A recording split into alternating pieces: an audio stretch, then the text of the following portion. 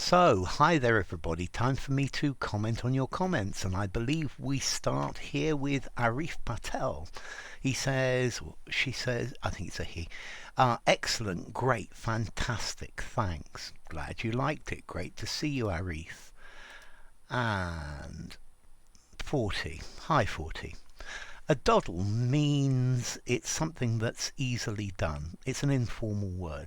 Learning English is not a doddle. This car is a doddle to use. Good, very good indeed. And VG, hey VG and hey AA, great to see you. And my pleasure VG. And you promise you'll watch it after you finish the other ones. That's the problem. I'm producing so many that it's difficult to keep up. And good to see you AA, and great to see you 40 as well, and you too Ronan. 108, we're still away, we've still got a ways to go yet. So, well, I think it's probably about 107,600 and something. Okay, and this is Luke on his segue video, so I'm just going to give him a heart rather than read it. And Katerina, hi Katerina. Sometimes I do feel abashed out of fear that I might be wrong. That I might be writing something wrong or making a mistake here and there in a sentence. Lucky me, you take no account of my mistakes, teacher. But let's see, as long as you're communicating clearly, then one or two small mistakes don't matter. They're not serious. Yeah, this is something I've noticed. Students tend to be really, really worried about making small mistakes. You're always going to make mistakes in a foreign language. Yeah, so don't be worried about them. You're communicating effectively. You're doing the best you can, and that's what's important. And hi there Ronan, great to see you, and a heart as well. You into the live streams 2020, a couple of years old. And Mortada, great to see you Mortada. So delicate, indelicate, very good.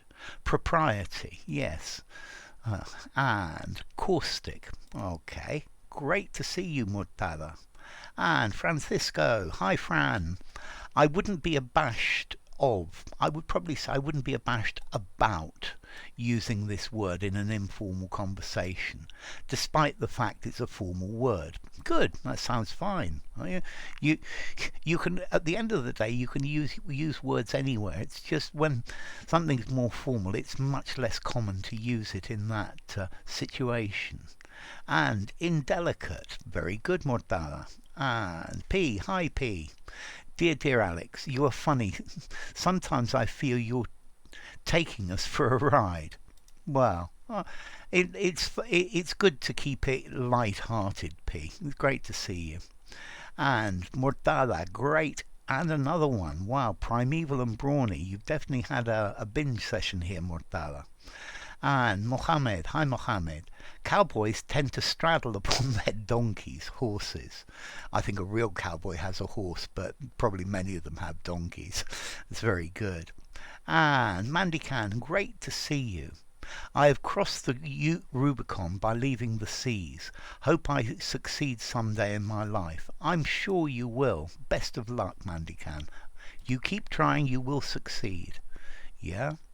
Huh. And Michael van der Gilk, thanks for the vid. Can you do one on what vocative means? That's probably not a bad idea. Let me write it down. The vocative case, calling. This I remember from Latin.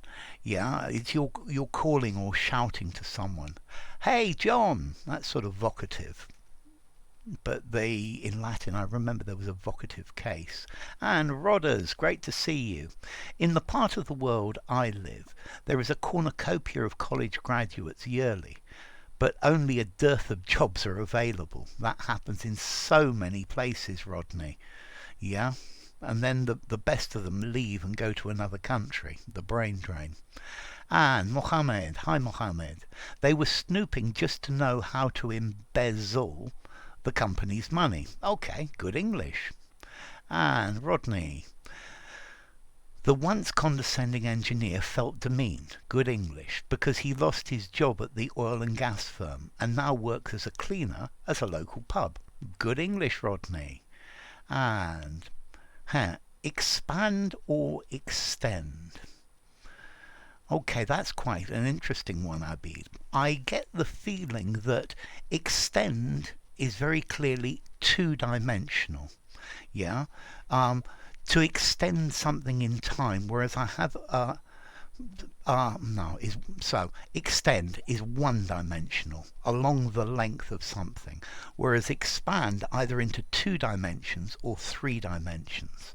So, for example, the gas expands to fill the space, but I extended my holiday, particularly to make longer. Okay, so extend, but expand, and I think that's the main difference. And Luke, okay, and also the same thing goes with waiting for changes to Radio Man.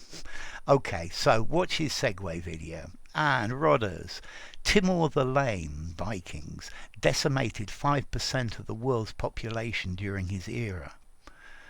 That's a very good example, Rodders.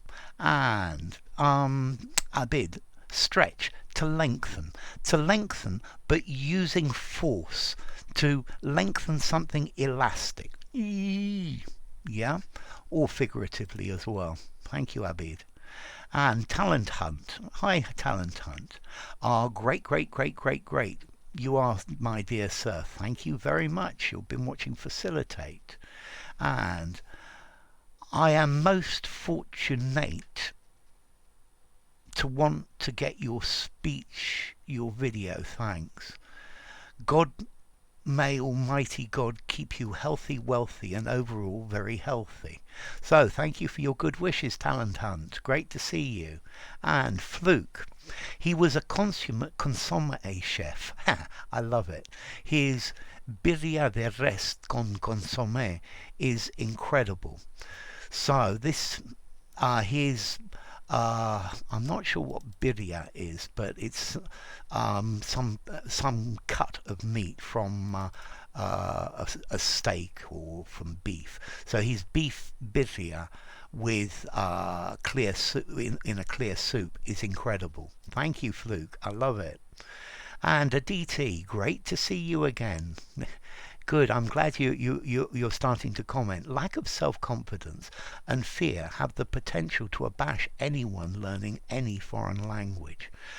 I quite agree with you, Aditi, and I think this is one of the major problems that students suffer. They feel very ashamed of their English, they feel ashamed that they're going to make mistakes, and you need the hala attitude. Let's just do it. If I make mistakes, I make mistakes, but I'm going to try my best. Yeah? And if they can't understand me, then they should be speaking to me in my language. Yeah? Don't be ashamed about making mistakes. This is a really important thing that Aditi is talking about. And Istathuku. Hi, Istathuku. Thanks, Grandpa. To deign to condescend. My pleasure. And Adma's World. Great to see you, Admaz. Thank you. And P. Great again. 624. Stock in trade. Lock, stock and barrel. Very good. Good. You look like you're in a good mood today. That's brilliant. And Giliola. Hi, Giliola. I've always thought that unabashed people have a great advantage. They maintain that indispensable coolness to face the problems of life. I am the exact opposite. Thanks. I think very often, Giliola, that these people, they appear to be unabashed. That is, unless they're sick personalities. But anybody who's normal looks like they're unabashed, yeah, but it's not actually true. Inside they feel very differently. And P again, hi, stock. My father, who was a photographer, always kept stocks of books with clippings from magazines newspapers and similar paraphernalia. Love the word paraphernalia, which he used as reference for his artwork and which contributed to the impedimenta in the house, in my brain, and in my unbridled imagination. Good English. I've got nothing to say but good words for that. Okay, it looks like you're having your coffee. Brilliant. Coffee and fruit for brekkie. Sounds great. And half-mast or half-staff. You can say half-staff, but half-staff is very unusual. When somebody dies, very often they fly the flag at half-mast. The mast is the pole which a flag goes on, and normally the flag goes at the top of the pole. But very often when someone dies, then they fly it at half-mast, halfway up the pole, as a sign of respect and mourning. I would say the sun's rays, or a ray of sun, and sunlight difference. I think a ray of sun is just one little piece, whereas sunlight is much more general, Abid. So the sunlight was very intense. I put on some dark glasses because of the sunlight. But a ray of sun came in through the window. You know, very often, for example, you're in the house and there's a little bit of light or sunshine shining on a wall or on the floor, and that's a ray of sunlight. It's just one beam, yeah? Whereas sunlight more general, sunlight uncountable as well, yeah? Okay, and P. Hi, P. There was a lot of frenetic activity going on with the shooting of the film, and as some of the streets were cordoned off, she got home very late. Her amoureux was the person she loved, or who loved her, the person she loved, was frantic with worry. It could have been of the film, a terrorist attack, someone fainting in the street, a mugging, or just that she was tired, fed up with everything, and had decided to leave the country. So to blow off steam in wild desperation, they made love with bridled ambition and chocolatey lust. I love this, unbridled ambition and chocolatey love, and I love the way you've done this. That's very good, P. Good English. Love it. And Giliola. Desire has a wonderful meaning. It's something one dreams or yearns for. Desideratum gives the idea of a child who does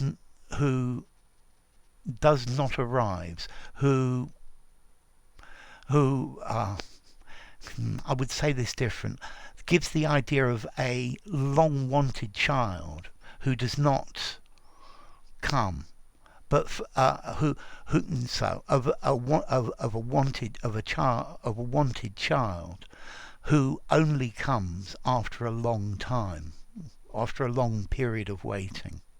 Thank you, Giliola. I love it. And Renee. Okay. Does a muskrat push up a lair or what? Thanks. So I'm not very clear on muskrats, but I'm pretty sure a muskrat lives, I would guess it's probably in a burrow. Yeah. But the muskrat's lair, the muskrat's den, I think both, in this case, both of these two words would be fine. Yeah. The den, the place where it always is, or the lair as well. I don't know, is a muskrat a dangerous animal? I'll have to have a look at muskrats later. Thank you, Renee. And Roland. Hi, Roland. Hi, Alex. I hope you are well. Various moral issues have come to the fore since modern scientists interfere with the lives of the newly discovered isolated tribe of the Amazonian rainforests. So, various moral issues have come to the fore since modern scientists have started to interfere with the lives of the newly discovered isolated tribe of the Amazonian rainforest.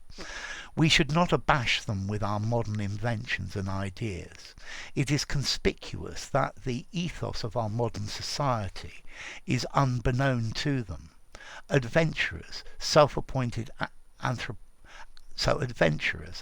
self-appointed anthropologists, you've got only two things and therefore no comma, just an and, have made a frantic effort to explore the tribe and its natural habitat before environmental and human rights activists arrive.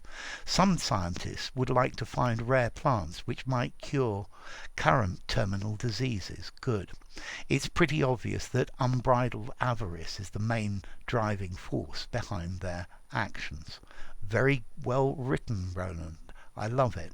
So just this question of using the right tense here, or because since modern scientists interfere, this is a present simple, this is habitual, with the lives of all the newly discovered, with the lives of newly discovered. So yes, because you've got tribe singular, so it's a single instance.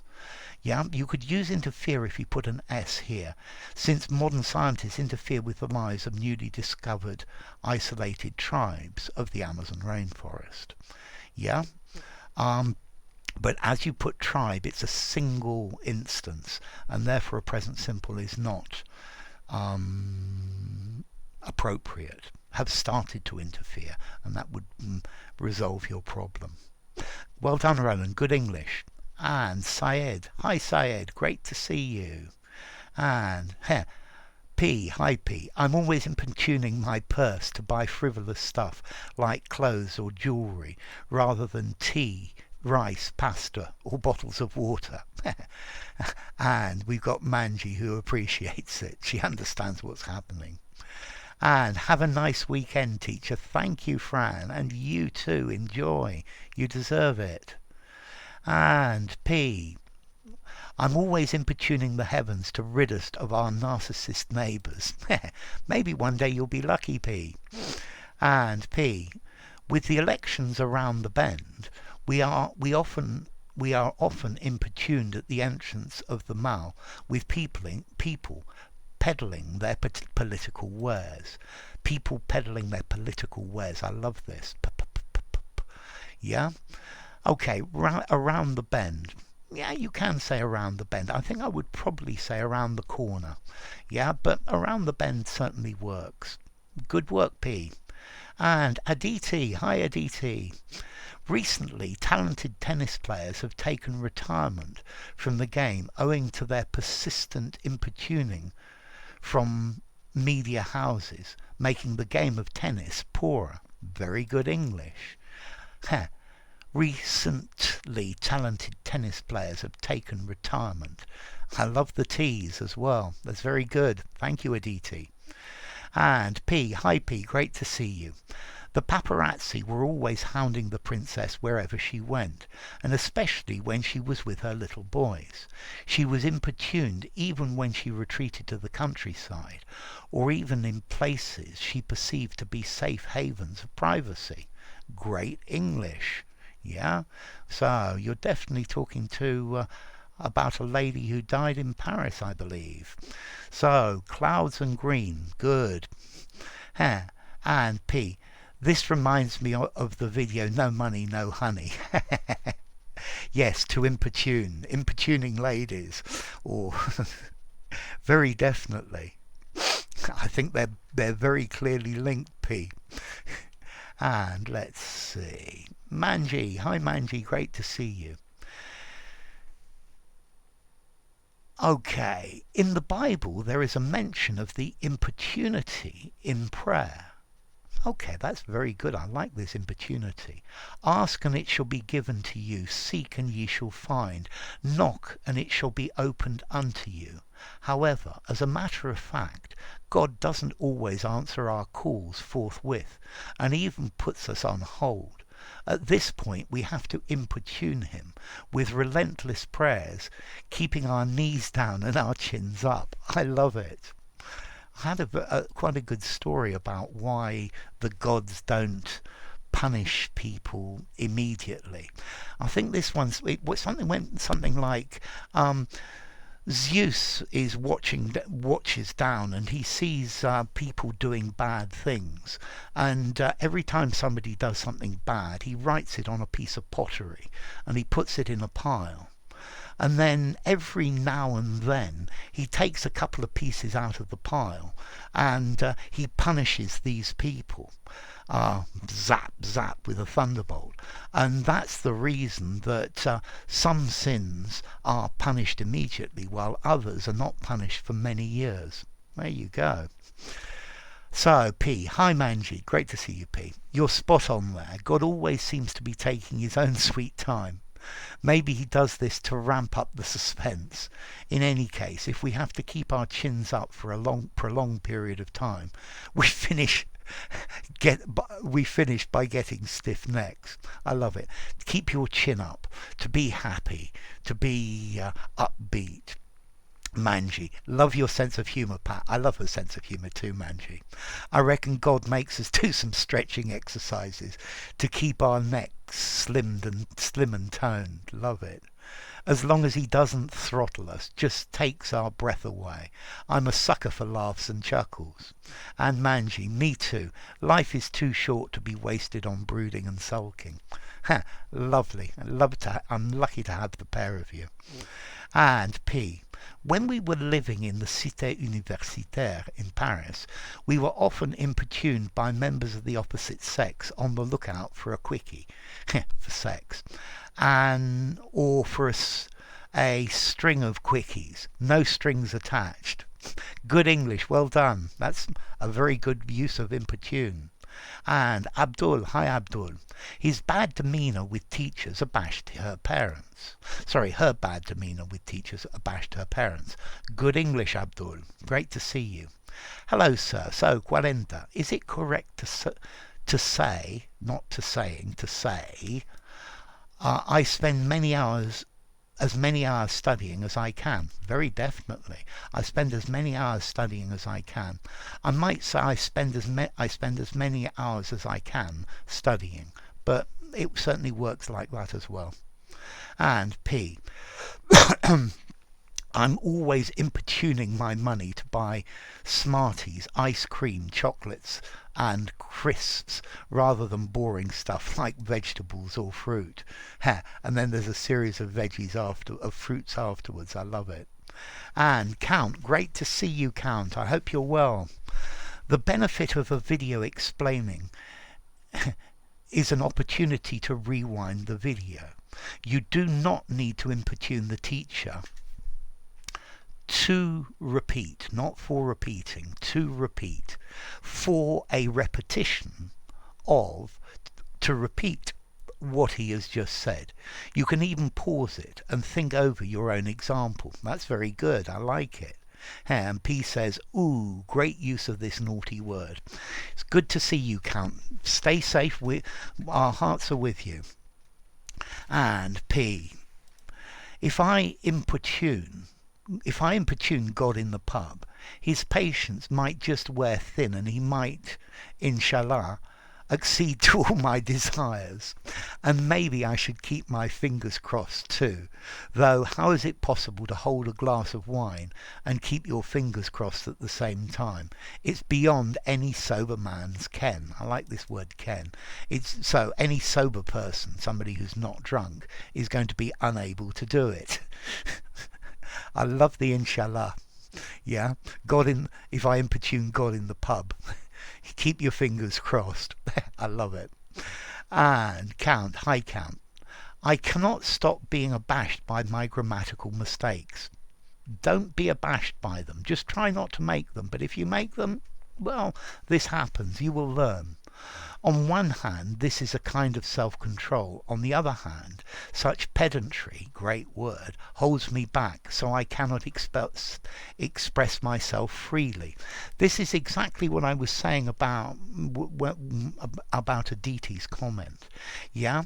You mustn't let being abashed hold you back in English. Try it. Try everything.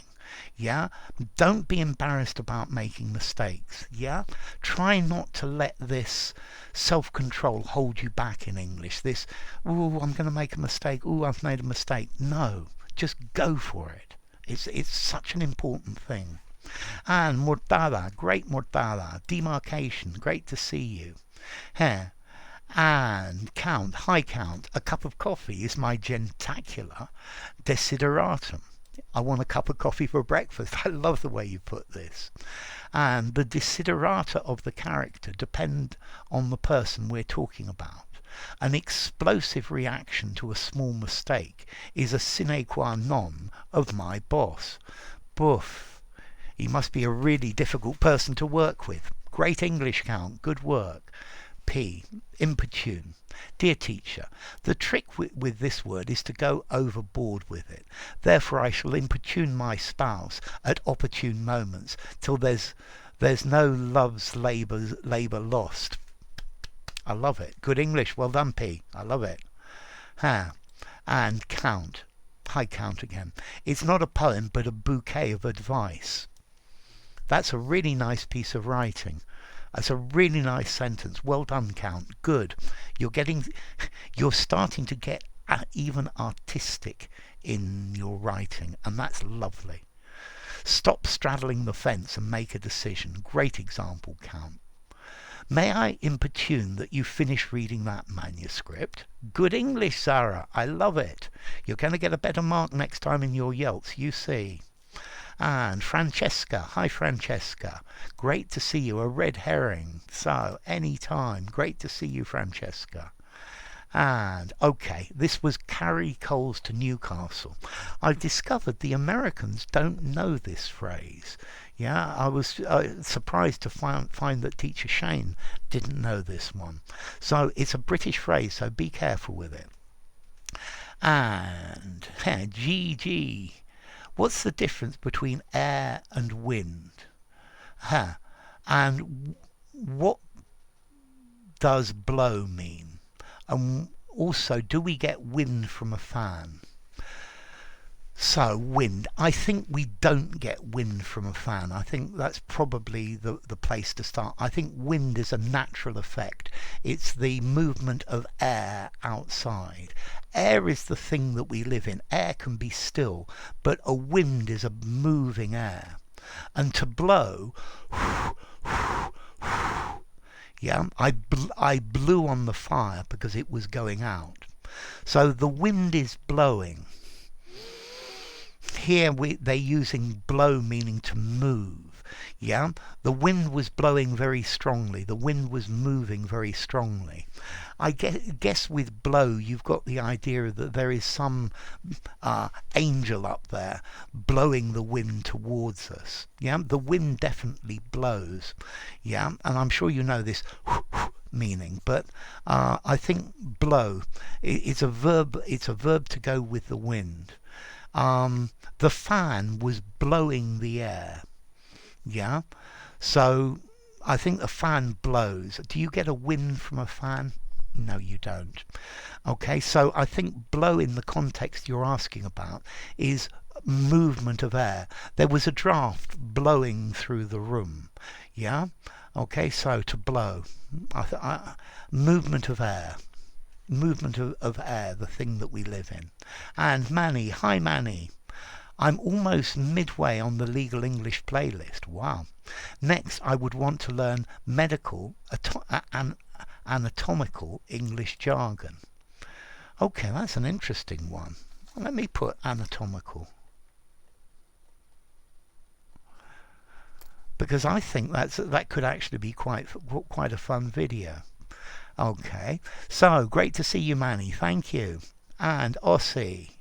So no problem. Great to see you, Ossie, with abashed. And P. Hi P.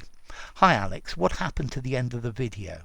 We did not see your face, only your hands. Was that a deliberate choice because there was no tie or suspenders either?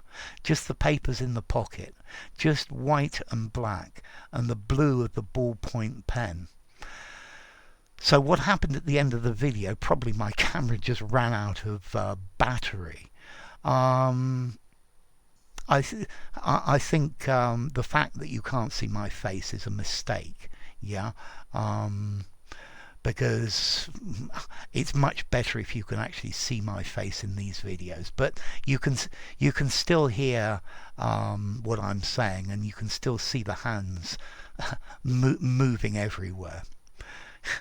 Looks it's a Monday. I'm probably in a bad temper, and I think I haven't got a tie on because it's just incredibly hot.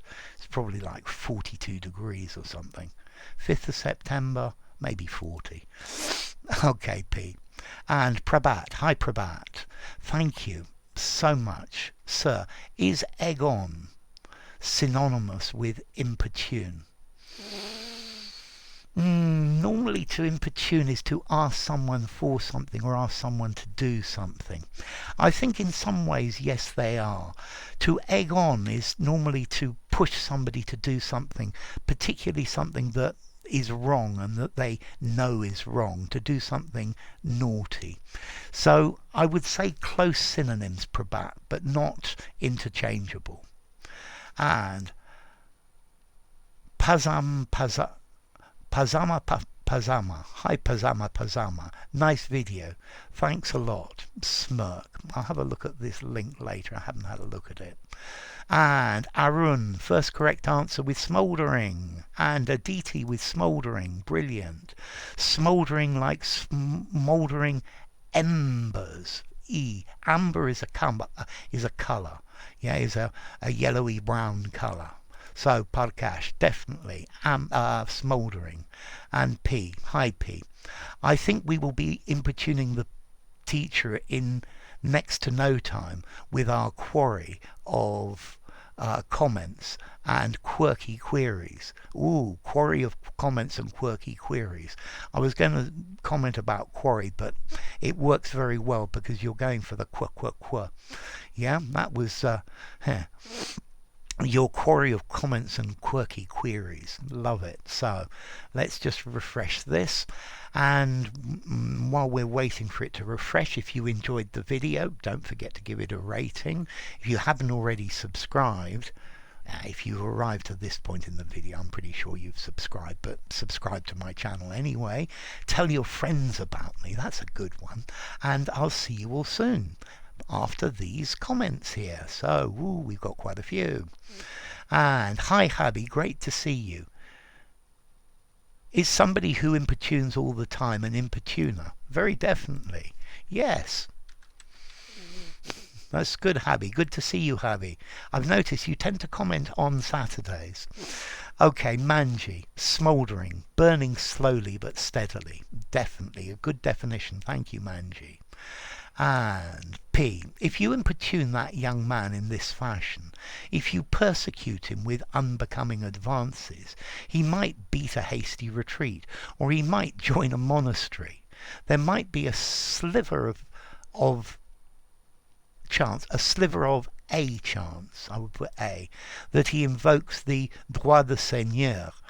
Okay, this is, I guess this is primera notte, the right to sleep with the Lord having the right to sleep with a newly married bride on her first night. But you will have so disgusted him that he might want to join the monastery again. Very good English, well done, P.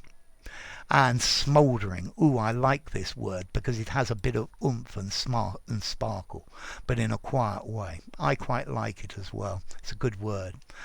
Irk. Sorry, Sonia, try again. That's so great to have you. Sorry, Sonia. It's an I. And let's get out of these capitals. Sorry. I. You see how many typographic errors I make?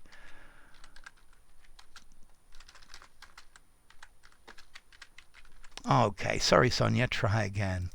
And let's just refresh, but I don't think they're going to be any more.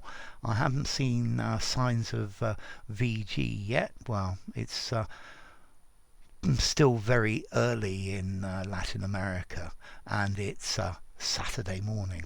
So take care all of you, and I'll see you all soon. Bye for now.